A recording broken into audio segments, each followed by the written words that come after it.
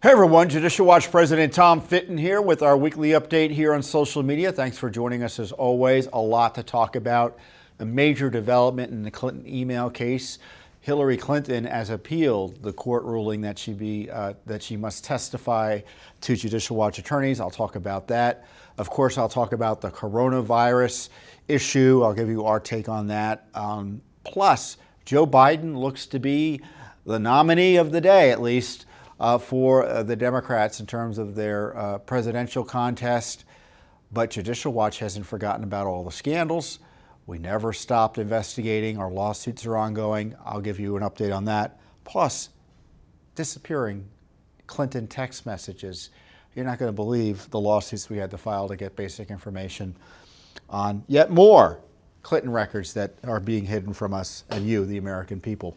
So a lot to talk about. I'm moving the lights around here.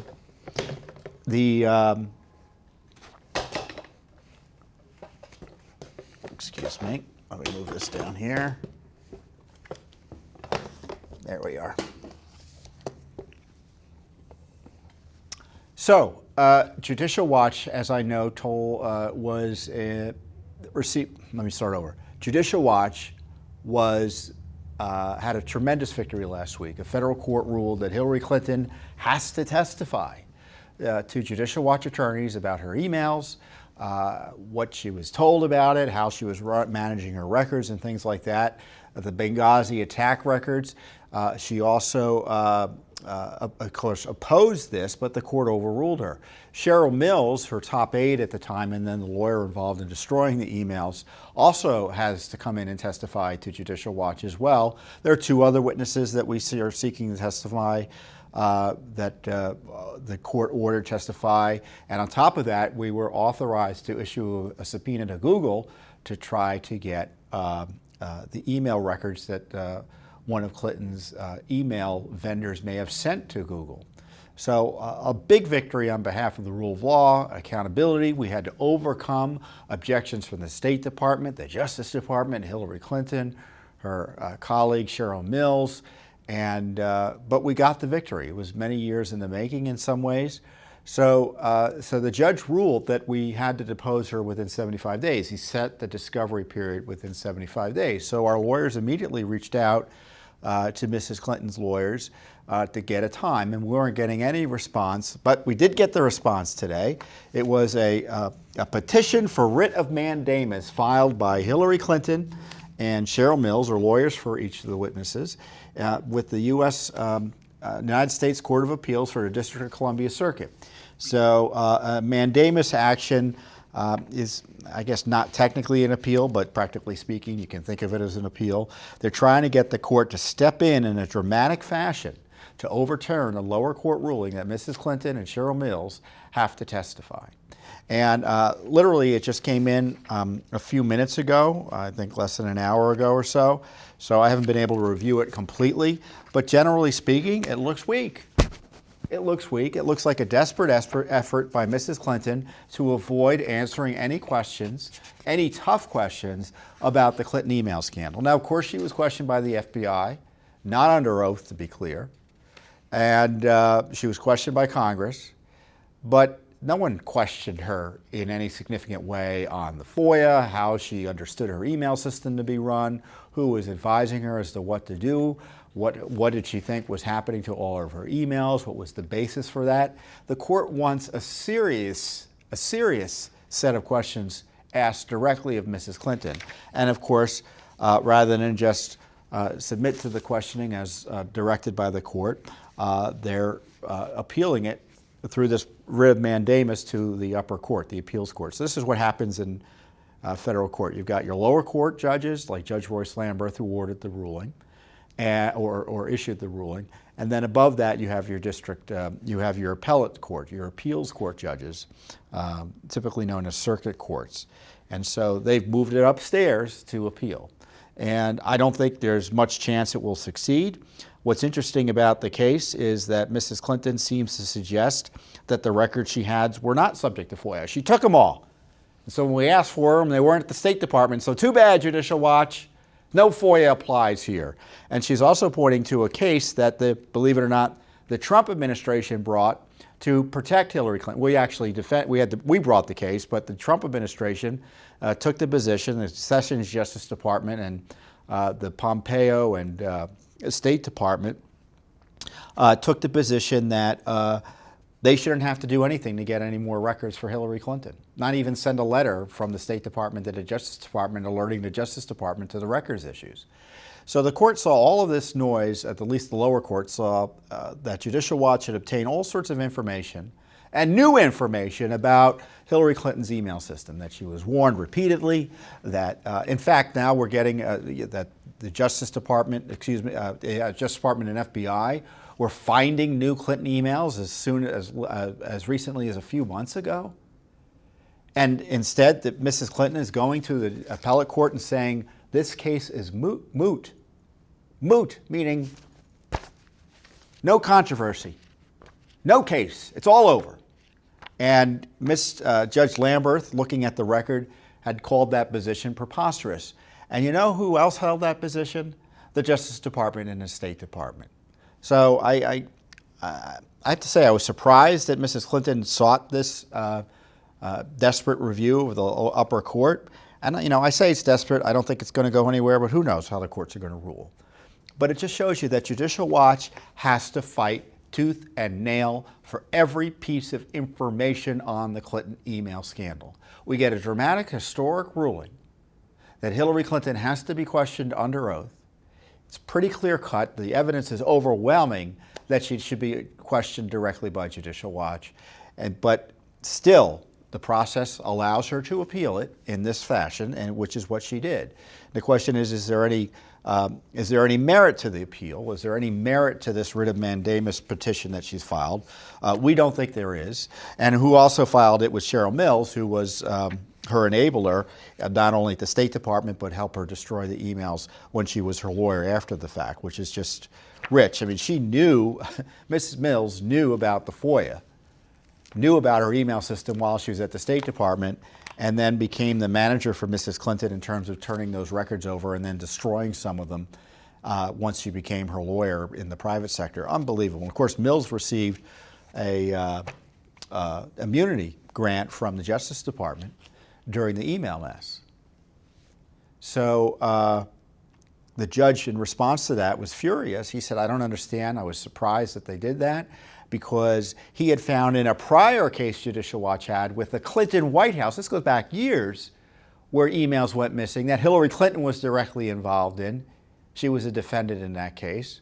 It was the FBI files case, that Mills had committed perjury. That was his finding. And he says, I don't understand why the Justice Department would then go ahead and give her immunity. So these are the folks that we're battling in court. And remember, going back, what the judge wants. He wants to know that Hillary Clinton used the system to evade FOIA. Was the court being gamed by the Justice Department and State Department, or hoodwinked into trying to shut this case down before they told us about the emails? And thirdly, where are all the other emails? Where are the other emails? And he rightly says Hillary Clinton may have answers to some of these questions and should be asked questions directly on it. You know, we've asked questions of other witnesses. Yuma Abedin, remember Yuma Abedin? She also had an email account on Hillary Clinton's secret email system.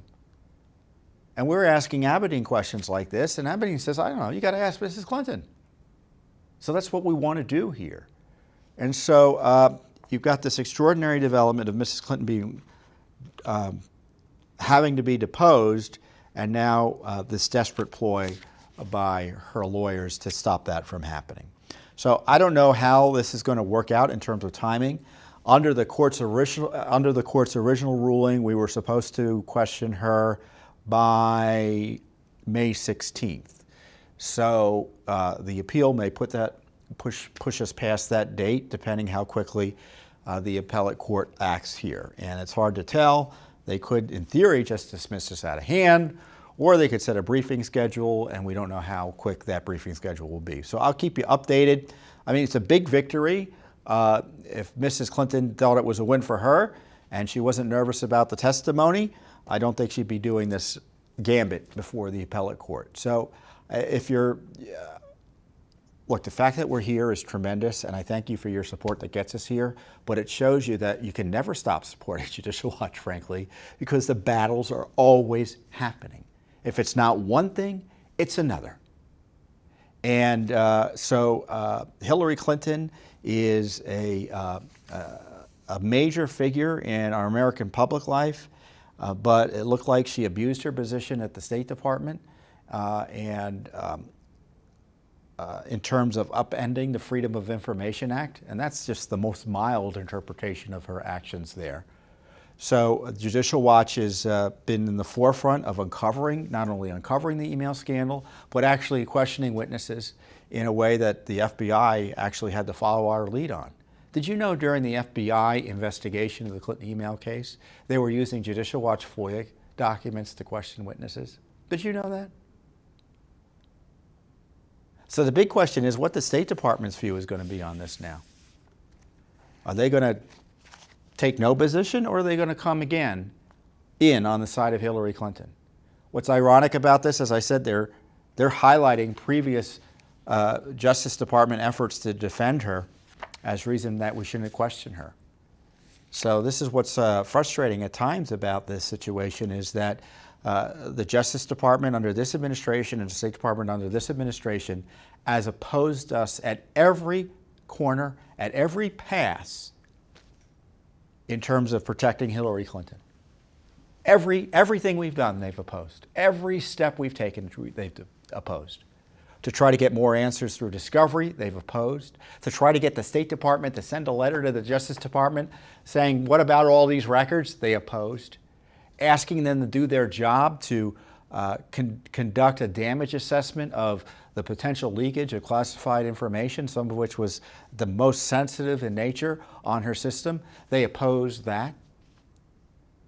This was not the Obama Justice Department, and this is one of the reasons President Trump gets upset about the way the Justice Department is being run, because he sees this is going on. And if I were him, I would direct them directly to stop defending Hillary Clinton and start working with the courts and Judicial Watch as appropriate to get to the bottom of this scandal. So we'll see how the appellate court rules. I don't have any time. I mean, we just got the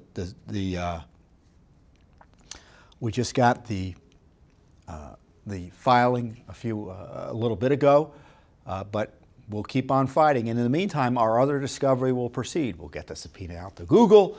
We'll depose these other witnesses from the State Department who were tech people, who either were in a position to know about what the State Department and the Secretary of State's office knew about Clinton's email system and things like that.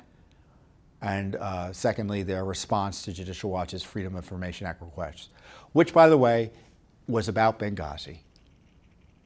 And I know this sometimes gets lost because you hear emails. The reason we uncovered the emails is because we were investigating Benghazi. And as a result of our investigation, there was the appointment of a select committee by the House of Representatives. That was Trey Gowdy's committee. And we uncovered the Clinton emails. Our investigation into Benghazi was the most historically significant non-governmental investigation in American history. No doubt about it. And it's so significant that it continues to uncover scandals and crime and corruption to this day. And this is, in my view, why Hillary Clinton doesn't want to be deposed by Judicial Watch. Because she knows we're competent. She knows our lawyers are top-notch. If you haven't watched my interview with Ramona Kotka, who's our lead lawyer on the case, I want you to please watch it. It's over on YouTube, our YouTube channel, on Facebook and elsewhere as well. You can see they don't want us questioning Mrs. Clinton. We're not Peter Strzok in the FBI. We're not members of Congress who are limited to 5-minute rounds of questions that can be sloughed off by Hillary Clinton quite easily, or frankly any competent witness. Sustained questioning over the course of a day or so is something that Mrs. Clinton doesn't want to be involved with, and hence this dramatic court filing by Hillary Clinton today. We are in court against Hillary Clinton. So to the degree you're able to support our work, I encourage you to do so. So, what else is going on? Oh, the coronavirus, huh? Well, this is a pretty serious situation. The president just a little bit ago declared a national emergency as the virus spreads and the number of deaths increase. And Judicial Watch, I don't pretend to be an expert. I'm not, unlike the expert critics of, I shouldn't say expert critics, the lunatic left critics of President Trump. I don't pretend to be an expert on infectious diseases. I don't pretend to be an expert on public health. I don't pretend to be an expert on the other technical aspects of the coronavirus. But you know what? We do have experience in working with the government. And our advice to President Trump from the beginning was to presume that the various government agencies were incompetent or worse. Now, does it mean you fire everyone who runs the CDC? Does it mean you don't do anything the HHS people tell you to do? Or the State Department or DHS or the other agencies you're relying on?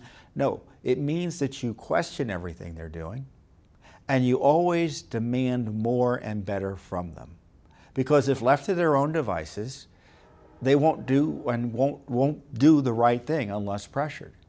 And so that's been my point of view here, is that the president's got to always be demanding answers and pushing and prodding the agencies. And to his credit, he took these extraordinary steps of, first of all, restricting travel from China once the scope of that epidemic became clear. And just earlier this week, he restricted travel from Europe because now, according to medical experts, that is the epicenter for the coronavirus. So he's trying to prevent, and our public health officials are trying to prevent, more people likely to have the virus from entering our country. And I think it's very interesting because this is a little background on the law there. The law he was invoking is a law that he used. It's called Section 212F. I forget the title, the Immigration Naturalization Act, or law related to immigration. So you can Google it, Section 212F, and you'll see it. It was the law that they used to implement the travel ban. It's the law that they used to try to control the caravan crisis at the borders that threatened to collapse completely our southern border. And it's the law that is being used now to protect the United States from, and our nation's public health from the contagion of the coronavirus. Now, I recognize the virus is already here, but obviously keeping places, people from places where it's rampaging out of the country is a necessary act. Now, of course, the left really is of two minds on this. They hate President Trump. They demand that he do more, but of course, when he does more, they don't like it. And so now you're hearing terms of xenophobia, and in fact, the leftists in Congress are actually trying to undermine the very law the president invoked to try to protect the country from coronavirus. So that shows you how crazed they are. They will put the politics of open borders above the public health and the public safety. And another discomforting thing for the left, and something that I pointed out at CPAC, is that the coronavirus, and I think I've said it here too, that the coronavirus shows that the necessity of having secure borders. You know, Judicial Watch has always been, it gets criticized every time we mention this, but we have health issues because of the uncontrolled border on the south.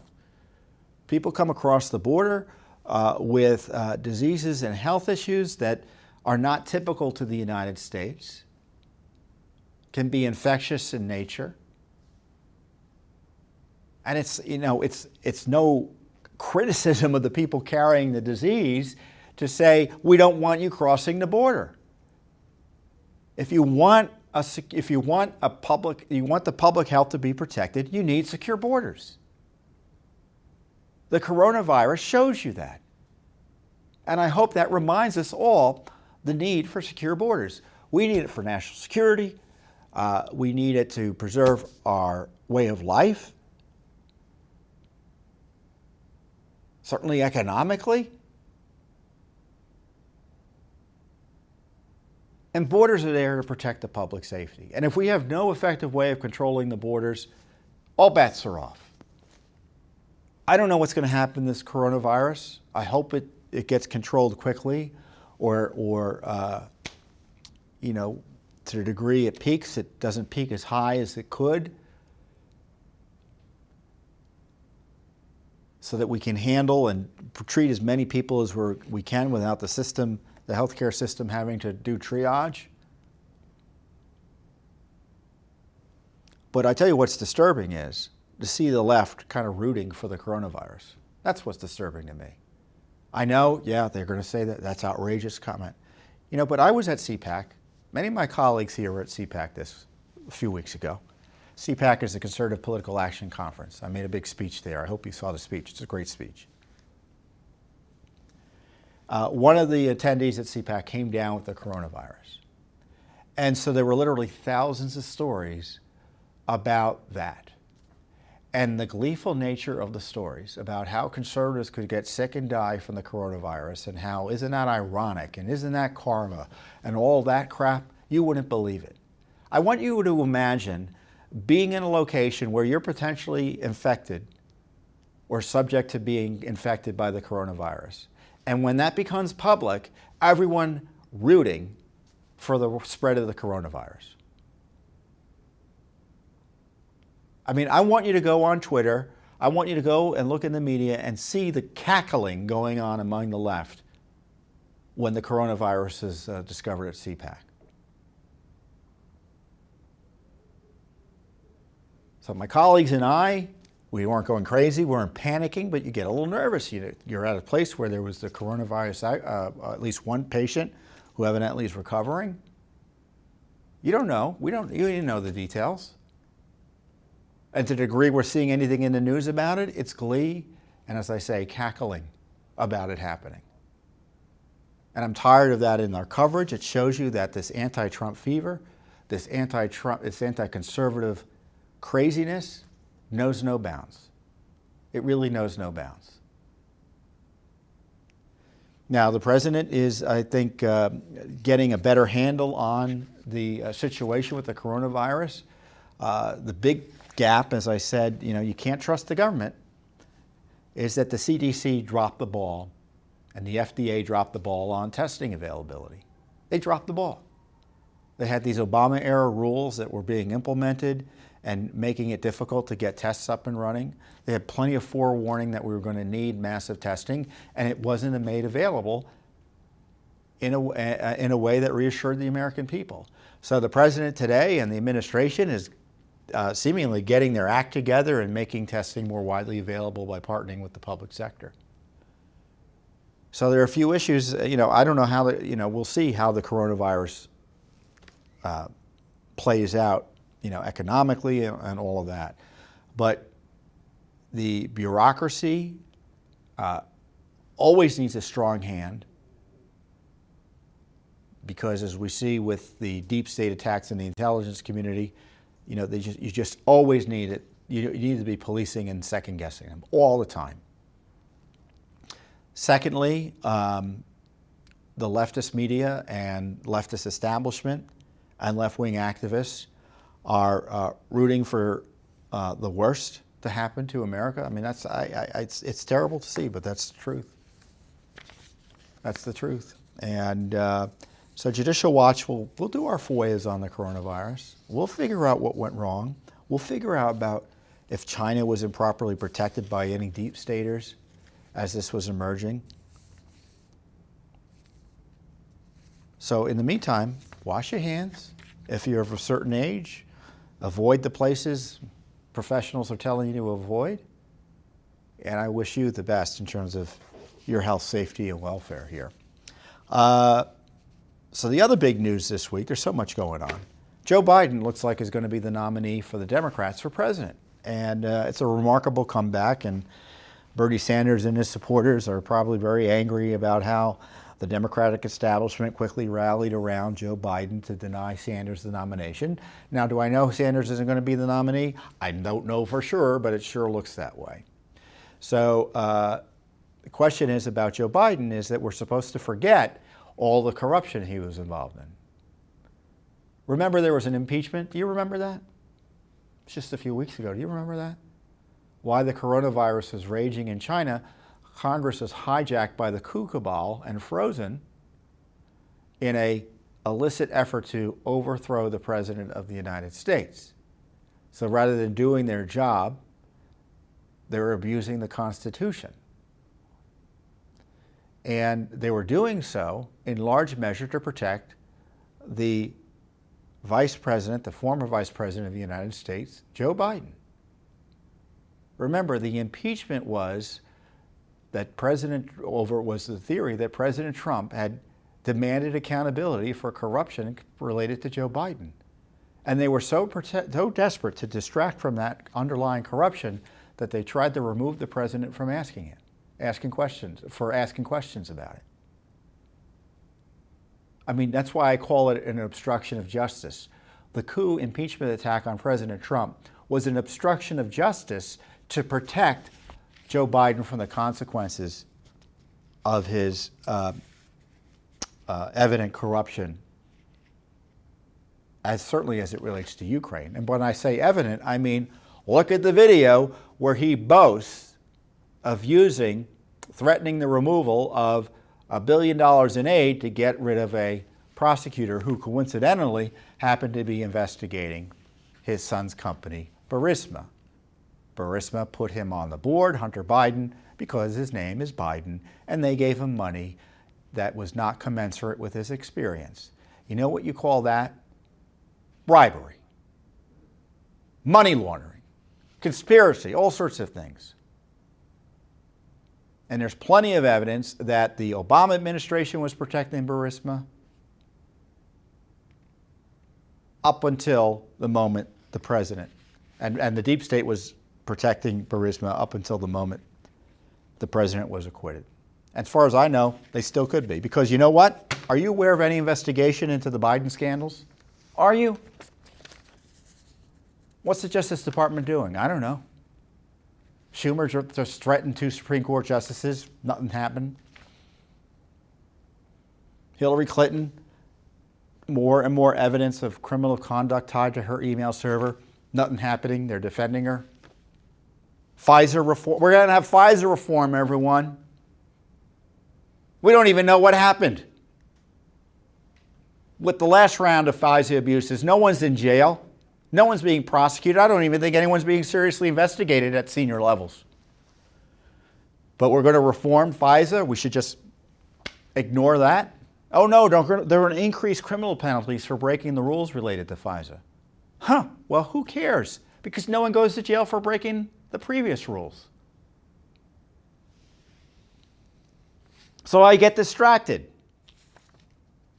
Because I want to tell you that we're on top of the Joe Biden scandals in a way that few others are. Judicial Watch files 2 new lawsuits against State Department on Biden-Burisma scandal and the alleged whistleblower contacts on Ukraine. There you go. Joe Biden and Burisma. All cables and emails from the Ukraine embassy about Burisma. Obama White House meeting involving an effort to squelch the Burisma investigations and protect the Biden gang. Documents like that. 2 lawsuits. 2 more lawsuits. Judicial Watch files 2 new lawsuits seeking records of how a government committee responsible for making sure foreign governments aren't messing with our sensitive investments or sensitive infrastructure issues. It's the Committee on Foreign Investment in the United States. Ukraine and China firms tied to Biden. We want to know what was going on there.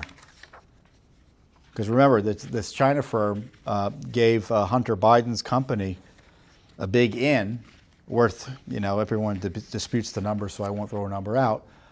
But let's put it this way, as best I can tell, it was an historic benefit to Hunter Biden's firm by the Chinese communists.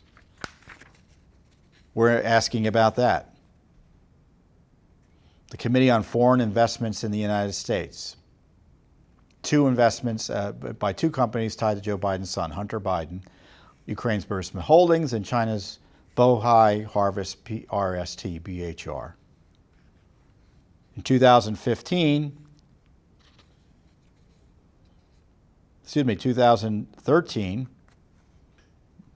the Bank of China set up BHR with $1 billion joint venture fund. $1 billion. And then they go out and they buy, in 2015, a Michigan car part company called Henniges Over Automotive. They produce anti-vibration technologies, which of course also have important military uses. So you got this China-connected firm getting it in a sensitive U.S. industry. So that's why we're suing for that. We sued for documents on the firing of the Ukraine prosecutor that was investigating Burisma.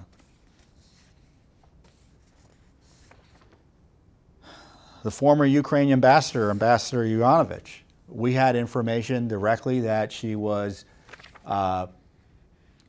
illicitly ordering the monitoring of the social media accounts of people like Rudy Giuliani, the president's son, Sean Hannity, other people who were taking an interest in Ukraine, reporters like John Solomon.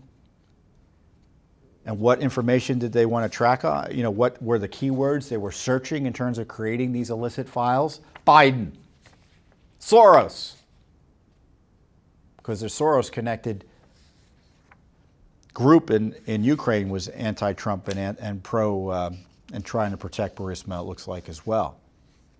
So let's see, that's 1, 2, 3, 4, 5, 6, 7. 7 lawsuits on Ukraine, Biden, China. And I don't think I have them all here. I think there's probably more. And I know we have dozens of Freedom of Information Act requests. So this is the Democratic way, this is the establishment way, this is the big government way, this is the swamp way, that if you are a powerful politician, if you're seeking high office, you're immune from criminal investigation or any investigation.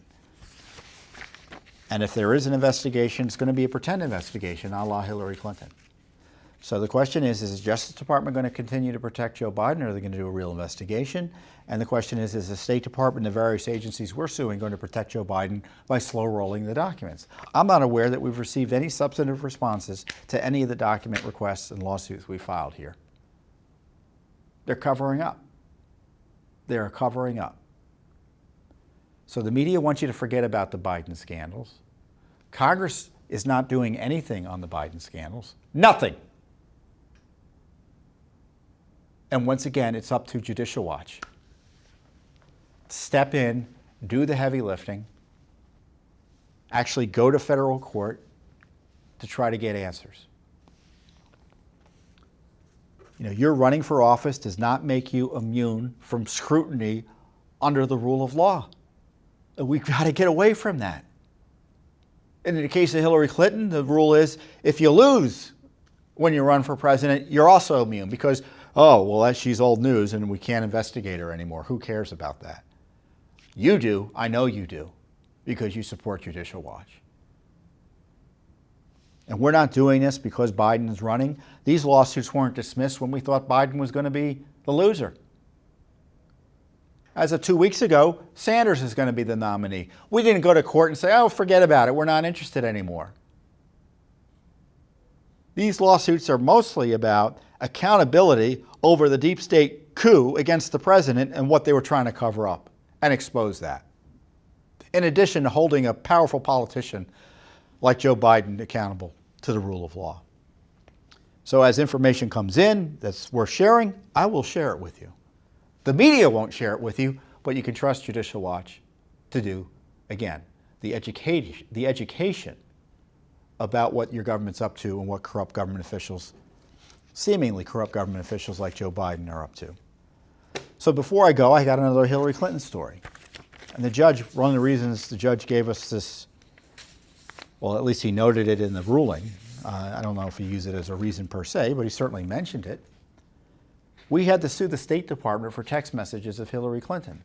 So we had gotten documents in another case that included an August 2011 email from Aberdeen to Clinton stating, "Sent you a couple of text messages."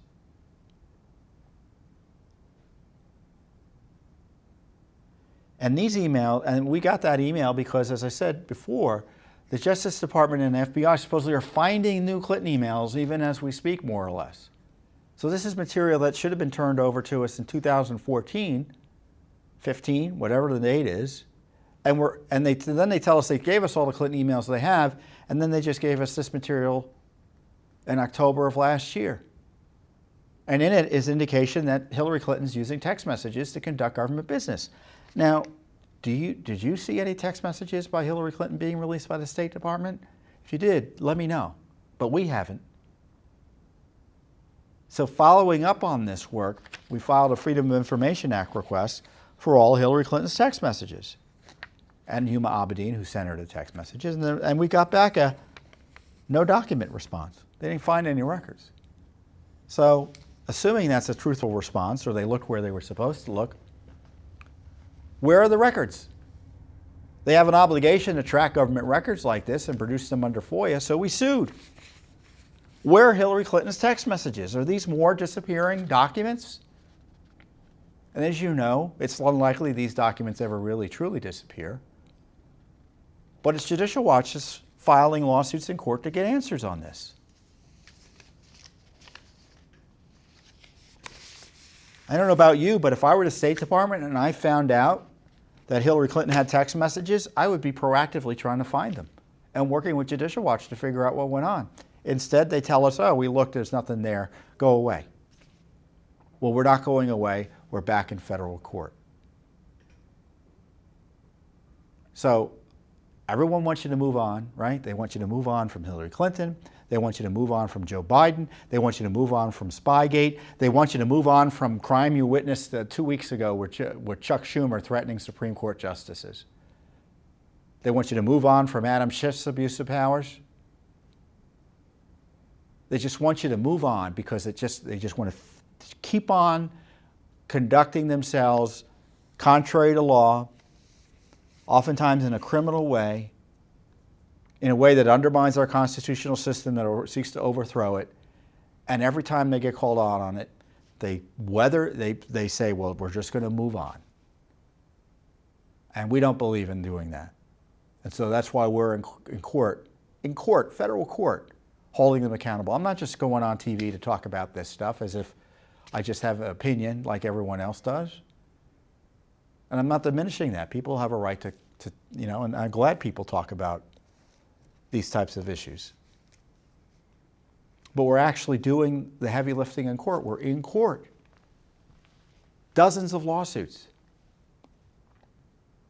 trying to get justice and accountability on the worst scandal in American history, the spying on President Trump. One of the reasons they were doing this, a targeting of Trump, this abusive harassment of Trump, from the spying, through the Mueller abuse, through the coup, is to protect people like Hillary Clinton, Barack Obama, Joe Biden. It's all part of a piece, and we're investigating it on behalf of you, the American people. So with that, I'll be back here next week with a Judicial Watch update. Maybe I'll have some more information on the Clinton email debate and the controversy that we're involved in now with her in court. In the meantime, have a wonderful week, and I hope you stay healthy. Cheers.